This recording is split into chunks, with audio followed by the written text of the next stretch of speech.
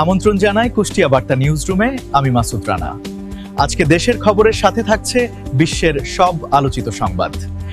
ভারতের পশ্চিমবঙ্গ বিধানসভা নির্বাচন 2026-এর ফলাফল ও পরিস্থিতি নিয়ে বর্তমানে ব্যাপক আলোচনা চলছে। প্রাথমিক ফলাফল ও সংবাদ অনুযায়ী এবারের নির্বাচনে বিজেপি বড় ধরনের সাফল্য পেয়েছে। বিভিন্ন প্রতিবেদন অনুযায়ী বিজেপি 294 আসনের মধ্যে 206টি থেকে 208টি আসনে জয়লাভ করে এবং তৃণমূল কংগ্রেস টিএমসি 92টি আসন পান। কংগ্রেসের দীর্ঘ শাসনের অবসান হতে যাচ্ছে বলে বিশ্লেষকরা মনে করছেন। অনেক সংবাদমাধ্যম একে পশ্চিমবঙ্গে মমতা যুগের অবসান হিসেবে দেখছে।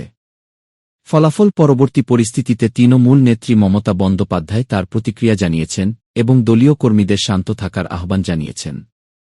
পশ্চিমবঙ্গের এই রাজনৈতিক পরিবর্তন বাংলাদেশের রাজনীতি ও দ্বিপাক্ষিক সম্পর্কের, যেমন তিস্তা পানি বণ্টন বা সীমান্ত ইস্যু ক্ষেত্রে কী প্রভাব ফেলবে তা নিয়ে বাংলাদেশের রাজনৈতিক অঙ্গন ও গণমাধ্যমে ব্যাপক বিশ্লেষণ চলছে।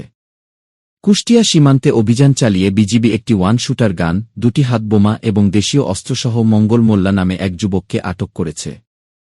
স্বরাষ্ট্র মন্ত্রণালয়ের সিদ্ধান্ত অনুযায়ী বাংলাদেশ পুলিশ বাহিনী পুনরায় তাদের পুরনো খাকি রঙের প্যান্টে ফিরে যাচ্ছে।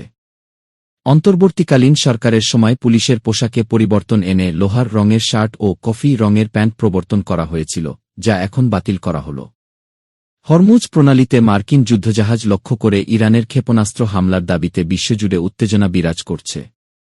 যুক্তরাষ্ট্র এই দাবি প্রত্যাখ্যান করে জানিয়েছে যে তাদের কোনো জাহাজে আঘাত লাগেনি এবং তারা সাফল্যের সাথে প্রজেক্ট ফ্রিডম অভিযানের আওতায় জাহাজ পারাপার করছে।